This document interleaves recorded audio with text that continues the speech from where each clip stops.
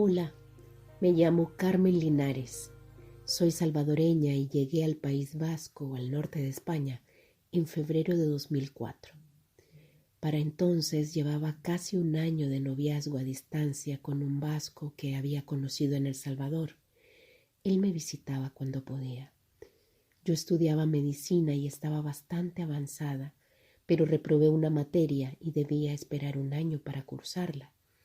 Como iba a estar 6 meses en espera de las clases, él me propuso viajar para estar juntos, conocer mejor su cultura y entorno y averiguar cómo hacer el examen de médico interno residente en España.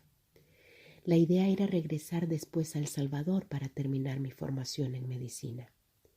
Llegué a Durango, en las afueras de Bilbao. Solo 2 meses después de mi llegada, descubrí que estaba embarazada. Entonces mis prioridades cambiaron y decidí quedarme. Mi hija Luquene nació en enero de 2005. Nos casamos 6 meses después de que naciera. Yo tenía 26 años. Me dediqué 2 años completos solo a ella. La mamá de mi esposo ya había fallecido. Su padre es un señor mayor y sus 3 hermanas tenían a sus propios hijos y no vivían cerca.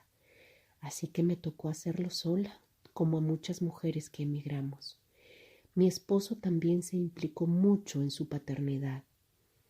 Cuando ya sentí que era momento de volver a mi vida académica y laboral, empecé a buscar información para intentar concluir mi carrera de medicina aquí en España. Pero era muy difícil. La universidad más cercana estaba en Pamplona, a 1 hora y media de donde vivíamos. Con 3 horas de desplazamiento diarias, me salía mejor irme a vivir allí, dejar a mi hija y volver a casa los fines de semana. Además, académicamente, debía repetir toda la parte clínica de mi carrera. Era como volver a cursarla otra vez. Fue duro asumir que no iba a poder hacerlo. Para que pudiera incorporarme al mercado laboral, en 2008, mi esposo propuso traer a mi mamá de El Salvador para que se encargara del cuidado de nuestra hija. Mi mamá estaba feliz por poder estar conmigo y cuidar a su nieta. Comenzamos los trámites migratorios para su viaje. Todo iba bien, hasta que un día, en junio de 2008, recibí una llamada de ella diciendo que estaba teniendo fuertes hemorragias vaginales. Debe ser la menopausia, me dijo. Le mandé dinero para que se hiciera un buen chequeo en una clínica privada. El diagnóstico fue cáncer de útero. Le recomendamos que hiciera su tratamiento en España, pero me dijo que no quería ser una carga para mí. En El Salvador aceleraron todo y en agosto la operaron. Al abrirla descubrieron que el cáncer había hecho metástasis en la vejiga, en los intestinos. Hasta ese día mi mamá estaba como una rosa, muy sana. Tenía 52 años. Intentando normalizar mi vida, empecé a trabajar en una fábrica, haciendo piezas para carros. Pero en febrero de 2009 mi hermana me llamó diciendo que mi mamá estaba realmente grave. Avisé en mi trabajo y me dieron 18 días para poder viajar, para ir a verla, y me mantuvieron el puesto de trabajo. Ese mismo día compré el boleto de avión a las 2 de la tarde y a las 6 me fui a Madrid. Fue el vuelo más caro que jamás recuerde. Complicadísimo, además, horrible. Perdí conexiones, tuve que pasar por México, no tenía visa, me tuvieron en un cuarto súper feo mientras hacía escala. Bueno, fatal. Yo solo pensaba en llegar a tiempo para despedirme de mi mamá. Cuando llegué, ella se puso feliz. Dame un abrazo, hija. Hagamos las maletas para volver juntas a tu casa. Yo voy a ponerme bien y te voy a ayudar a cuidar a tu niña para que termines tu carrera, me decía. Pero a mí los médicos ya me habían dado su diagnóstico. Ya no se podía hacer nada. Por su situación, la creatinina se le subía al cerebro y podía entrar en coma en cualquier momento. Decidimos pasar esos últimos días en casa, en familia. Yo le cumplía todos sus caprichos. Mami, ¿qué quiere desayunar? Pupusas, donuts. Lo probaba un poquito y ya no quería. Se puso bien flaquita. Todos los días la llevaba al hospital a que le dieran radioterapia. Cuando finalizaron mis días de permiso, tuve que regresar a España. Fue horrible saber que la dejaba en esas condiciones, pero a la vez me sentí agradecida porque pude estar con ella y pude despedirme de ella. Murió en marzo de 2009 y ese sigue siendo el duelo psicológico más tremendo que he tenido que enfrentar en mi vida, en la distancia. Volví a España y continué laborando en la fábrica automotriz, pero el deseo de realizarme en la rama sanitaria era intenso. Decidí iniciar mis estudios como técnico auxiliar de enfermería. Estudiar no me resultó complicado por mi formación en medicina. Hice las prácticas en una residencia de ancianos y luego comencé a trabajar ahí como refuerzo los fines de semana. Luego me fueron dando más jornadas, poco a poco. Yo quería seguir progresando. Y en 2010 empecé mis estudios de técnico superior de radiodiagnóstico. Tenía 33 años y me acuerdo que mis compañeros eran súper jovencitos, de 18, 20 años. Aprendí mucho de ellos, me ayudaron bastante. Todavía conservo amistades de esa época. Fue un tiempo duro y muy intenso porque tenía que alternar mi trabajo en la residencia de ancianos con los estudios de euskera, que es la lengua cooficial del País Vasco. También tenía que ir al hospital para las radiografías cuando me llamaban y además tenía que cuidar a mi hija, claro. Tenía que estar cuadrando siempre turnos y horarios. Era cansadísimo. Pero todo cambió un día de noviembre de 2014, cuando en una revisión ginecológica de rutina me encontraron el útero bastante agrandado. Con mis antecedentes maternos, la batería de pruebas fue prioritaria y urgente. Resultó que tenía 2 miomas enormes, que eran benignos, pero el problema era un tumor pequeñito que había entre los dos. Era maligno y era urgente operar. En el quirófano sufrí una parada cardiorrespiratoria y tuve que ser reanimada con adrenalina y permanecer un tiempo en observación. Sucedió algo muy duro en ese proceso de enfermedad. Desde que supe el diagnóstico, mi marido nunca estuvo conmigo. No me apoyó. Se alejó emocionalmente. No sé qué le pasó porque él es muy buena persona y un excelente padre. Siempre he pensado que fue su mecanismo de defensa ante la incertidumbre y el miedo. Yo lloraba por las noches y él me decía que cuál era mi gana de sufrir, que no me adelantara a los hechos. Le pedía que me acompañara a las pruebas médicas y me decía que tomara un taxi. Yo dije, bueno, esto es lo que hay. Tengo que tirar para adelante. Por mí, por mi hija. Además tomé una pastilla de quimioterapia durante 3 meses, pero gracias a Dios no vomitaba ni se me cayó el pelo. Solo bajé de peso porque no tenía hambre. Quise seguir trabajando como siempre para tener ocupada la mente y sentir que seguía en pie, luchando. No me permití derrumbarme, aunque por dentro estaba rota, sola.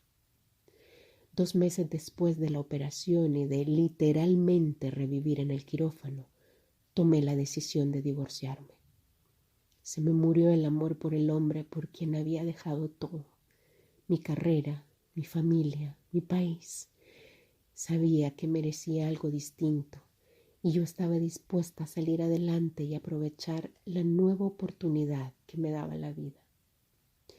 Recuerdo que logré ahorrar 1,000 euros, alquilé una casita y me fui con mi hija a empezar de cero. Desde siempre y más en ese tiempo me refugié en la escritura y la poesía.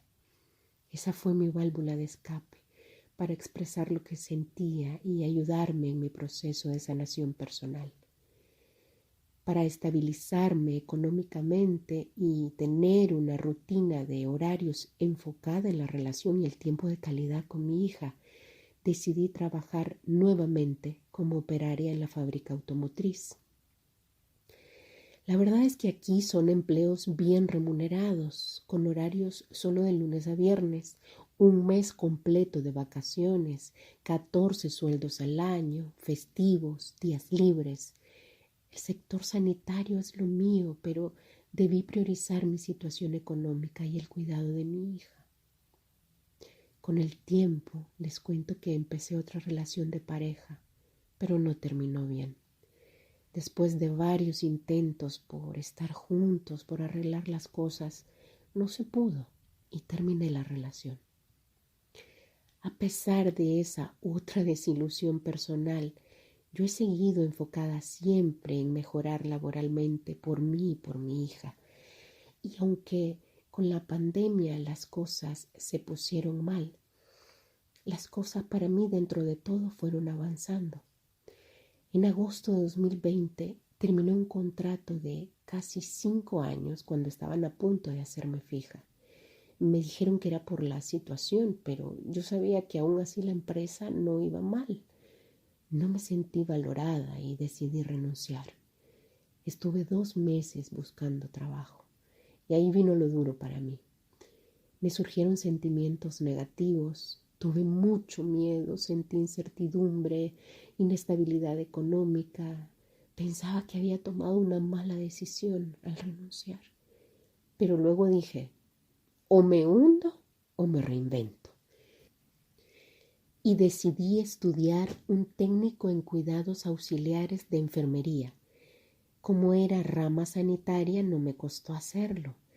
A los 4 meses de estar estudiando, me llamaron de una fábrica de bicicletas. Había dejado mi currículum ahí hace unos 6 años y hasta entonces me llamaban. Estuve trabajando en la línea de montaje durante 1 año. A la vez llevaba los estudios en línea. Superar esa otra etapa tan dura me hizo sentir muy bien. Me sentí válida, capaz, competente. Prácticamente trabajé durante toda la pandemia. Lo duro fue que mi hija se confinó con su papá, porque él vive en una casa con terreno. Ella podía estar más tranquila, respirar, moverse sin problema en ese espacio amplio. Y yo vivo en un apartamento pequeño y no le podía ofrecer eso. En El Salvador, con la pandemia, lo más duro fue que hubo ex compañeros de la Facultad de Medicina que ejerciendo su profesión se contagiaron y murieron. Fue un golpe muy fuerte para mí. Creo de verdad que fueron unos héroes definitivamente y ocupan un lugar muy especial en el cielo. Terminé mi contrato en la fábrica de bicicletas en febrero de 2023, pero al día siguiente de terminar comencé a trabajar en otra fábrica donde llevaba 10 años queriendo entrar allí y para mi sorpresa me llamaron. Y ahí llevo ya 6 meses aprendiendo cosas nuevas, dando lo mejor de mí, intentando superarme cada día. No pierdo el sueño de dedicarme al área sanitaria, mi vocación. Mi meta es conseguir una plaza en un hospital público como técnico de radiodiagnóstico o como auxiliar de enfermería. Sigo estudiando euskera. El título oficial aquí es necesario para optar a un empleo público. Ya superé las oposiciones para entrar, pero todavía me falta el nivel del idioma. Sigo en ello. Es difícil, pero yo sé que lo voy a conseguir. Ahora tengo una nueva pareja, Íñigo. Me apoya en mis planes de futuro. Tiene un corazón tan noble. Me siento querida. Siento que me ayuda a crecer como persona. Mi hija tiene ya casi 19 años y ya entró a la universidad. Mi niña. La vida no es fácil. Tenemos que ser fuertes. Pienso que no hay que conformarnos con trabajos, con relaciones o situaciones donde no se nos valora. Hay que aguantar solo lo justo hasta que podamos mejorar esa situación. Y también hay que aceptar que tampoco podemos cambiar a las personas. Tenemos que ponernos como el centro de nuestra vida. Hay que abrirse a los cambios y no tener miedo o avanzar a pesar del miedo. Las salvadoreñas somos arrechas, como decimos. Sobrevivimos a la adversidad. Así lo veo yo. Y así me gustaría que lo viese cualquier persona que esté atravesando una situación dura. Será capaz, lo superará, pase lo que pase.